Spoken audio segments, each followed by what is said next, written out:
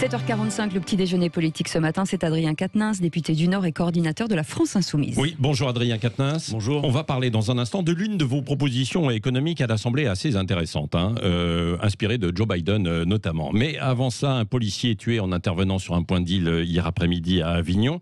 Quelle est la réaction de la France Insoumise? Parce que je n'ai pas vu un mot de Jean-Luc Mélenchon hier soir, par exemple, qui s'est exprimé sur Twitter, mais uniquement sur Joe Biden, mais pas à ce sujet. Nous avons réagi bien sûr hier soir. D'abord, c'est l'expression de notre émotion et de nos condoléances. D'abord pour la famille de ce policier, ses 2 enfants, sa compagne, et évidemment pour ses collègues de la police endeuillés une nouvelle fois. Je pense que nous avons besoin de dire une chose maintenant derrière cette émotion, c'est la colère que nous avons face notamment au trafic et à la violence qu'il génère. Et je pense que maintenant on peut se dire il faut changer de méthode. Voilà. Ouais.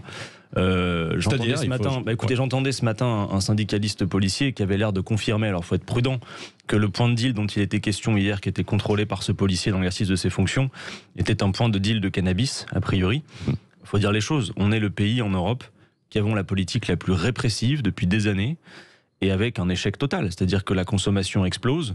Donc il y a à la fois une question de santé publique, il y a la question de ces trafics qui, il faut le dire, pourrissent la vie des habitants des quartiers populaires, qui ont envie d'offrir un cadre de vie sain à leurs enfants, de bonnes conditions, et donc il faut en finir, et le tout répressif ne fonctionne pas. Alors il faut changer de politique. Vous savez qu'en ce moment on a des débats sur la question de la légalisation du cannabis, et moi je veux le dire à Gérald Darmanin, ouvrir le débat sur la question de la légalisation du cannabis, ce n'est pas d'aucune façon un angélisme ou être proactif pour la fumette, c'est pas le sujet. C'est une question de santé publique d'abord, pour maîtriser les produits, mais c'est surtout une question de tarir le trafic, parce que le tout répressif ne fonctionne pas. L'essentiel du temps consacré par un policier sur le terrain, c'est finalement les petits points de deal, la consommation, avec une inefficacité que d'ailleurs beaucoup de policiers eux-mêmes reconnaissent. Mais je veux pas qu'on fasse trop de raccourcis. À côté de cela, il y a la question des moyens de la police, des effectifs qui ont été littéralement dilapidés depuis l'ère de Nicolas Sarkozy. Nous, vous savez, on dit souvent parce que... Donc vous êtes derrière la police, parce qu'on a l'impression que la France Insoumise a quand même un problème avec la police. Jean-Luc Mélenchon a du mal quand même à tweeter sur... non mais regardez ce qui s'était passé à Patrick Roger, il serait temps, et y compris dans un moment où la police est endeuillée comme elle l'est, qu'on dise les choses raisonnablement. Dénoncer les violences policières quand elles existent ne fait pas de nous des anti-flics. Nous avons une doctrine à proposer pour la police, d'ailleurs travailler avec des syndicats de police. Je me souviens qu'au moment où on parlait de la réfection des commissariats dans un état de délabrement, Alexis Corbière, mon collègue, avait été l'un des premiers à proposer une loi pour justement remettre les commissariats en état, pour payer les heures supplémentaires des policiers. Nous avons toute une doctrine qui a été notamment rédigée par mon collègue Hugo Bernalicis en matière de sécurité, pour recruter davantage de policiers, pour un retour à la police de proximité. Si vous voulez, c'est pas parce que quand le gouvernement utilise la police, notamment face à la mobilisation populaire en manifestation, et qu'on voit des violences policières et elles existent, que les dénoncer ferait qu'on serait anti-flic comme on l'entend parfois. Non, nous sommes attachés, nous, à l'idée de gardiens de la paix, de la police républicaine. Donc et face à ce qui vient de se passer, à la violence dans les quartiers liés au trafic, il faut des moyens supplémentaires et changer de doctrine. Il n'y a pas que les trafics, parce qu'il y a de la délinquance également qui existe. Bien sûr. Vous le reconnaissez. Et vous savez très bien qu'il nous faudrait une longue émission qu'on pourrait consacrer intégralement à la question de la sécurité, parce que derrière la délinquance, il y a aussi la question de la prévention, il y a aussi la question de la politique de la ville, des quartiers, de ces ghettos qui ont été aussi pendant très longtemps organisés. Donc c'est quelque chose de systémique, il faut en parler. Pour l'heure, je pense que ce matin, notamment vu l'émotion dans la police, on peut d'abord et avant tout adresser un message de soutien à l'ensemble des collègues de ce policier et à cette famille endeuillée. Oui, Adrien Quatennens, qu'est-ce que vous répondez à l'ancien Premier ministre Bernard Cazeneuve qui dit, on en a parlé tout à l'heure dans l'Express, Jean-Luc Mélenchon doit être combattu? Écoutez, la vieille gauche poussiéreuse qui ressort de son placard pour taper sur Jean-Luc Mélenchon, franchement, de mon point de vue, ça vaut le meilleur des sondages. Ils sont de la même génération, Jean-Luc Mélenchon et Bernard Cazeneuve. Je parle de ce qu'ils incarnent, si vous voulez, dans les idées. J'ai lu ce matin l'interview de Bernard Cazeneuve.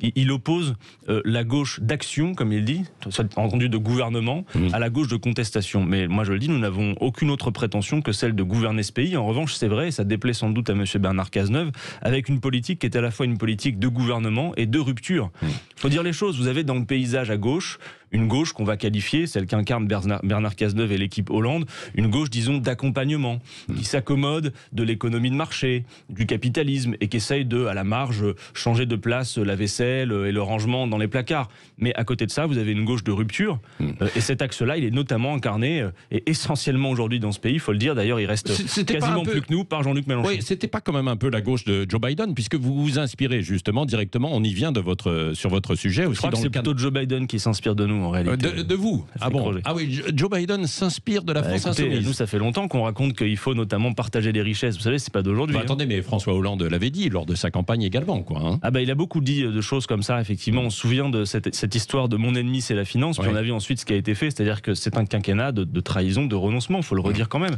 Si d'ailleurs on en est là aujourd'hui, c'est bien notamment parce que François Hollande a ouvert la voie à Emmanuel Macron et à sa politique. Oui, alors venons-en. Donc vous présentez dans le cadre des niches parlementaires, les filles, plusieurs propositions, et dans ce cadre-là, il y a celle inspirée donc de Joe Biden et du FMI. C'est une taxe exceptionnelle, c'est ça, pour les profiteurs de la crise, pour les entreprises qui ont un certain chiffre d'affaires. Je crois que c'est plus de 750 millions d'euros, c'est ça? Alors vous permettez de le rappeler, aujourd'hui d'abord...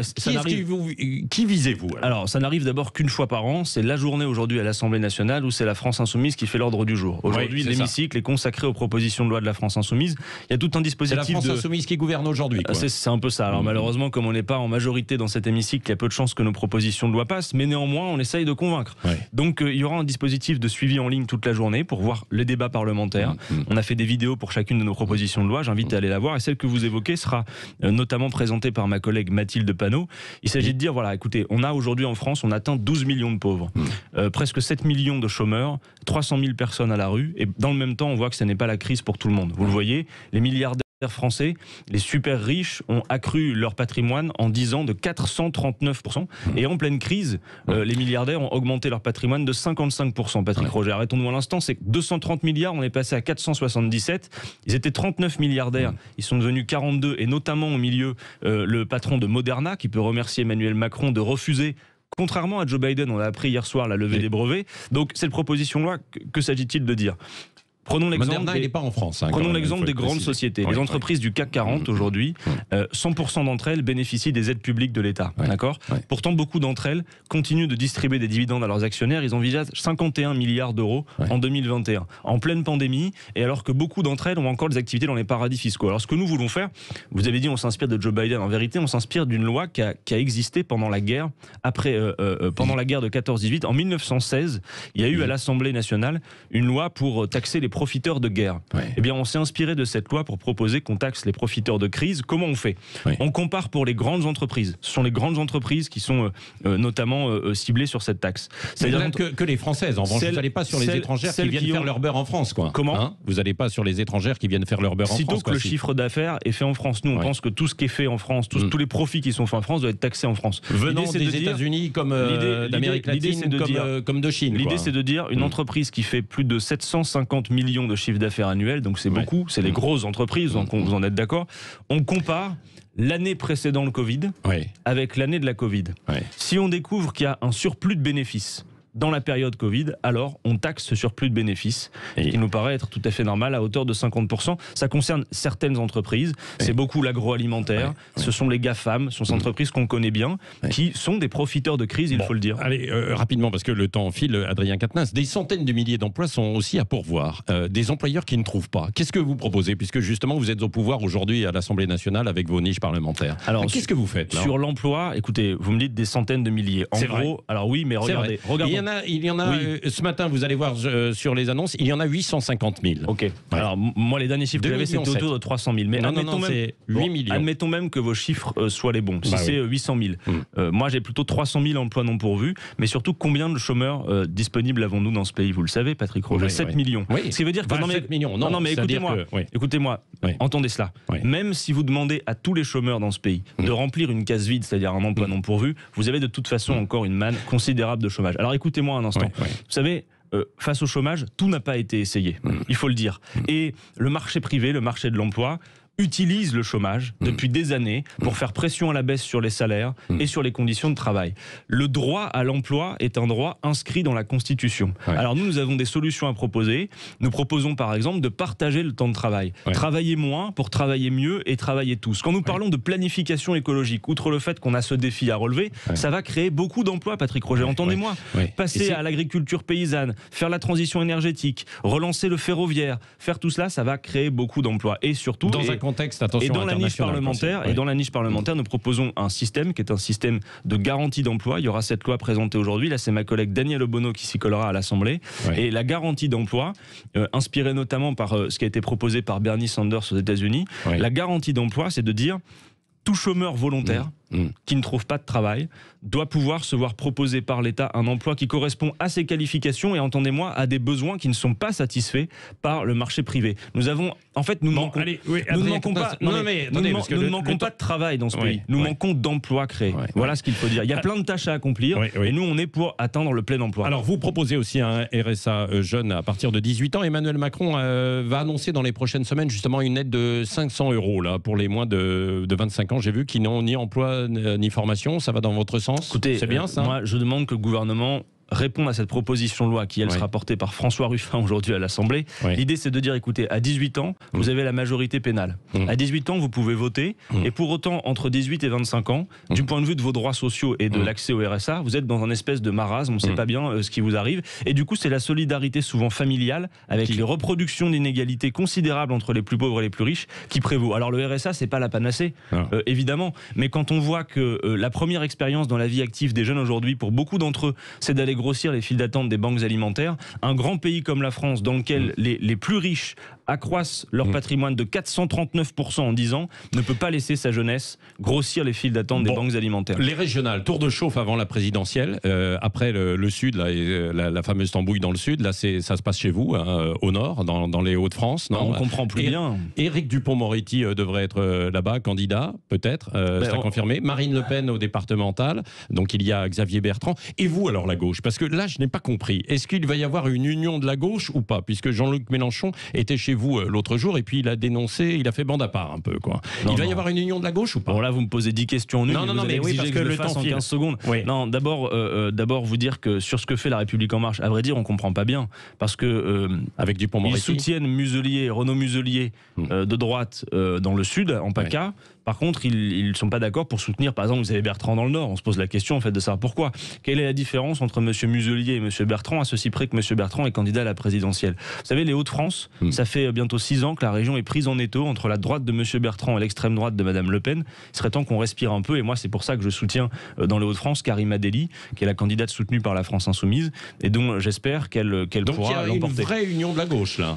Écoutez, parce que Jean-Luc Mélenchon ne semblait pas aussi clair que ça. Mais nous, en fait, ce qu'on a dit, c'est que partout il est possible de s'entendre sur le programme, faisons-le. La vérité, c'est que, on va résumer ça d'un grand trait, c'est assez désespérant, mais en réalité, la vie des partis fait que vous avez de la géométrie variable partout. Par exemple, vous voyez, dans les Hauts-de-France, on soutient Karima Delli, qui est une candidate écologiste, et puis les écologistes ne veulent pas travailler avec nous, par exemple, sur les départementales. Donc en fait, pour s'y retrouver, il faut parfois s'accrocher. En attendant, il y a une chose qui est sûre, les bulletins de vote sur lesquels vous verrez le fil de la France Insoumise, que ce soit pour les régionales ou les départementales, c'est un point d'appui, stable et sûr. Maintenant, à l'échelle nationale, nous, on a toujours dit, et Jean-Luc Mélenchon le dit régulièrement, qu'il a une vocation de candidat commun et qu'il pourrait être un candidat qui rassemble. Maintenant, ce que l'on voit aussi, c'est Yannick Jadot. Mais maintenant, ce que l'on voit aussi, c'est que, comme je l'ai dit tout à l'heure quand vous m'avez interrogé sur Bernard Cazeneuve, on a un certain nombre de choses à faire auxquelles on n'a pas l'intention de renoncer. Il faut passer à la 6ème République, il faut partager les richesses, on en a parlé ce matin. Il faut relancer l'emploi, l'activité, faire la planification écologique. Et pour ça, il faut notamment évoquer la question des traités européens, dont vous savez qu'elle fait débat entre nous. Alors, disons-le franchement, il y a cette gauche d'accompagnement, et il y a d'un côté ce que nous incarnons, c'est-à-dire un axe de rupture. Et d'ailleurs, après le 1er mai, après cette belle manifestation à laquelle Jean-Luc Mélenchon a participé, vous avez peut-être vu que Jean-Luc Mélenchon a nous avons rencontré ensemble Benoît Hamon et Sandrine Rousseau, parce que, voyez-vous, tout le monde n'entend pas que la recomposition de la gauche se fasse autour de l'axe socialiste et vert. Dernière question, Adrien Quatennens, en 30 secondes, là, malheureusement. Allez. Le 19 mai, on assiste, ce sera la deuxième étape du déconfinement, avec la réouverture des commerces non essentiels et des terrasses des cafés. Est-ce que c'est prudent, selon vous ? D'abord, je souhaite que ça fonctionne. On en a Oui. tous besoin, on a besoin de respirer à nouveau. Maintenant, je vois bien une chose, c'est qu'Emmanuel Macron est entré en campagne présidentielle et je crois que plus que de faire de la gestion de crise sanitaire, il est en train maintenant de faire de la politique de nouveau. Et je vois qu'il veut desserrer les taux, mais dans un Mais déconfinement c'est ce que qui... vous vouliez aussi. Bien sûr, mais attention, Ouais. la différence avec lui, c'est que c'est un déconfinement qui nous apparaît comme hasardeux. Je ne vois pas dans l'interview d'Emmanuel Macron que, en dépit de son calendrier, il propose de véritables alternatives. Il ne parle pas des purificateurs d'air, des doublements des effectifs, de tout ce qu'on propose avec Jean-Luc Mélenchon depuis le mois de novembre dernier. Donc je m'inquiète de savoir si cette opération ne va pas nous mener à un nouveau confinement, parce que vous voyez que du côté des épidémiologistes et de l'hôpital, on nous explique que Emmanuel Macron nous disait que pour desserrer les taux, il fallait atteindre les 5000 cas par jour. On est toujours aux alentours de 30 000. Que le taux d'incidence est un peu inférieur à 400 pour 100 000. Ouais. Bon, on nous disait qu'à 50 pour 100 000, c'était un seuil d'alerte. Donc, j'espère que ça fonctionne, mais je crois qu'Emmanuel Macron n'a toujours pas entendu qu'il fallait planifier des alternatives au confinement et notamment accroître les protocoles sanitaires si on veut éviter de se repayer un nouveau confinement. Et pour terminer, il devrait entendre ce qu'a proposé notamment Joe Biden. C'est quand même la honte pour nous, quoi. D'un côté, on a Joe Biden aux Allez, États-Unis rapidement. qui veut lever les brevets, qui taxe les riches, et nous ici, on a celui qui supprime l'ISF et qui refuse à lever des brevets. Donc, voilà. Merci Adrien Quatennens. Pour un peu, il allait présenter le journal de 8 heures aussi, coordinateur de la France Insoumise. Il peut le allons-y. faire.